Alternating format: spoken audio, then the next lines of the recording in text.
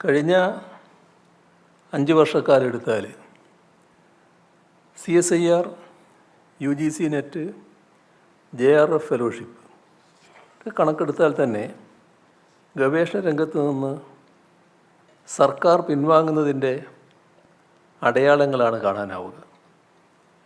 2019 നിന്നും 2023 ഫെലോഷിപ്പുകളുടെ എണ്ണം പകുതിയായി കുറഞ്ഞു.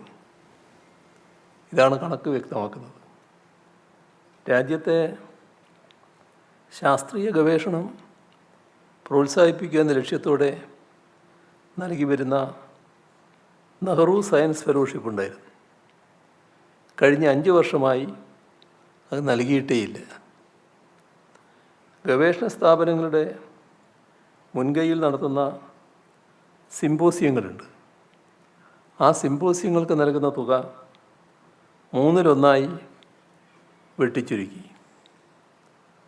ഗവേഷകർക്ക് നൽകിയിരുന്ന ട്രാവൽ ഗ്രാൻറ്റ് ഇതേപോലെ 1/3 വെട്ടിച്ചുരുക്കി. ഗവേഷണ മാസികകൾക്ക് നൽകിയിരുന്ന ജേർണൽ ഗ്രാൻറ്റുകളുണ്ട്, 5 വർഷമായി നിർത്തിവച്ചിരിക്കുകയാണ്.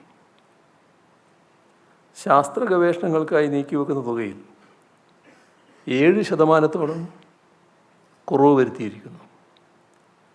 ഇത്തരമൊരു ദേശീയ പശ്ചാത്തലം നിൽക്കുമ്പോഴാണ് കേരളം നടത്തുന്ന വേറിട്ട ഇടപെടലുകൾ വിലയിരുത്തപ്പെടേണ്ടത്.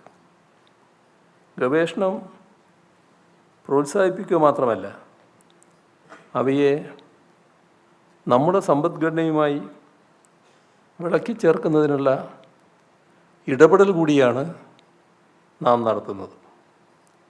കൈരളി റിസർച്ച് പുരസ്കാരങ്ങൾ നൽകുന്നത് ഗവേഷണത്തെ പ്രോത്സാഹിപ്പിക്കാൻ വേണ്ടിയാണ്.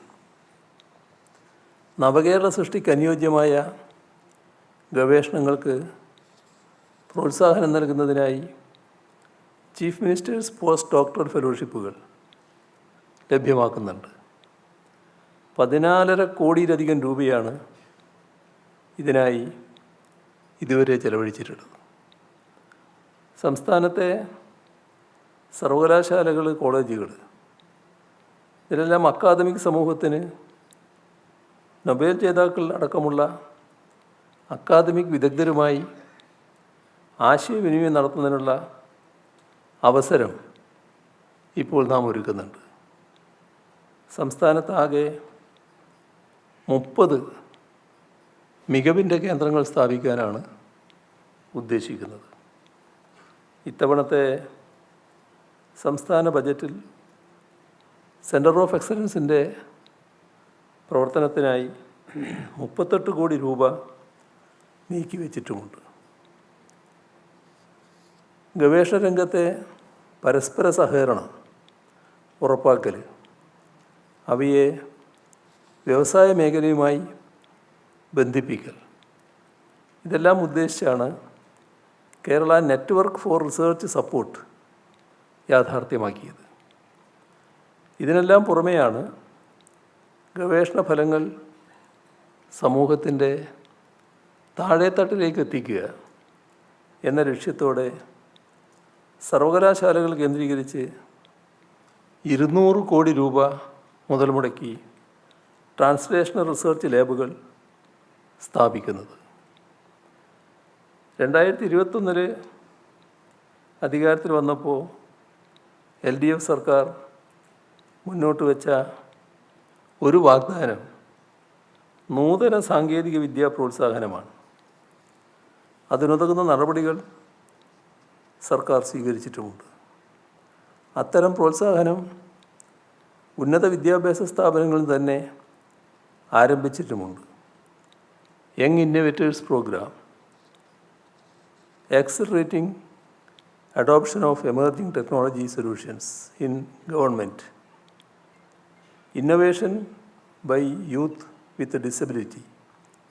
ഇത്തരം പദ്ധതികൾ വഴി നൂതന ആശയ പ്രവർത്തനങ്ങളെ പ്രോത്സാഹിപ്പിക്കുകയും പരിപോഷിപ്പിക്കുകയുമാണ് നാം ചെയ്യുന്നത്.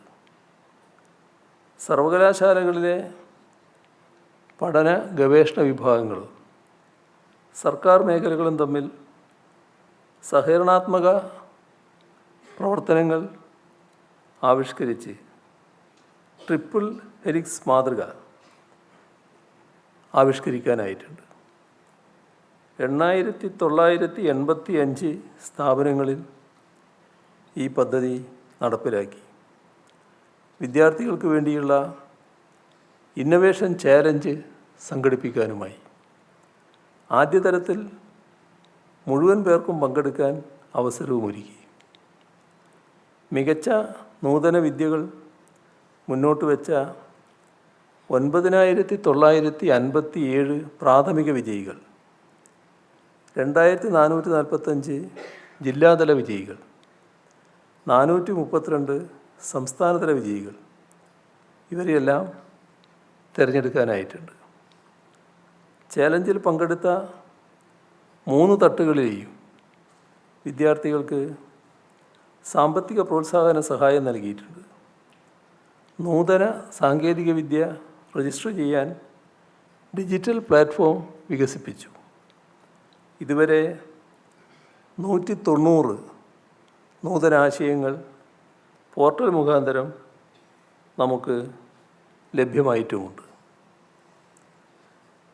ബ്ലോക്ക് തലത്തിൽ അക്കാദമിക്, വ്യവസായം, സർക്കാർ, സിവിൽ സമൂഹം എന്നിവയെ സംയോജിപ്പിക്കുന്ന സഹകരണ കേന്ദ്രങ്ങളായി ബ്ലോക്ക് ഇന്നൊവേഷൻ ക്ലസ്റ്ററുകൾ BIC സ്ഥാപിക്കുകയാണ്.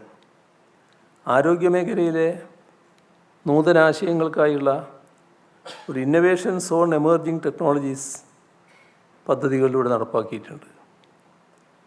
തിരുവനന്തപുരത്തിനെ AI ഹബ്ബായി മാറ്റുന്നതിന് ഉന്നത വിദ്യാഭ്യാസ സ്ഥാപനങ്ങളുടെയും ടെക്നോ പാർക്കിൻ്റെയും സ്റ്റാർട്ടപ്പ് മിഷൻ്റെയും ICT അക്കാദമിയുടെയും നേതൃത്വത്തിൽ വിപുലമായ പരിപാടികളാണ് വിഭാവനം ചെയ്തു വരുന്നത്. നിലവിൽ techno park, info park, cyber park എന്നിവിടങ്ങളിലായി 1,49,200 പേർ തൊഴിലെടുക്കുന്നുണ്ട്. 2016 മുതൽ ഇതുവരെയുള്ള നിലയെടുത്താൽ 66,000-ഓളം തൊഴിലവസരങ്ങൾ പുതുതായി സൃഷ്ടിക്കാൻ കഴിഞ്ഞിട്ടുണ്ട്. 2016 കേരളത്തിലെ IT പാർക്കുകളിലെ കമ്പനികളുടെ എണ്ണം 702 ഇന്നത് 1156.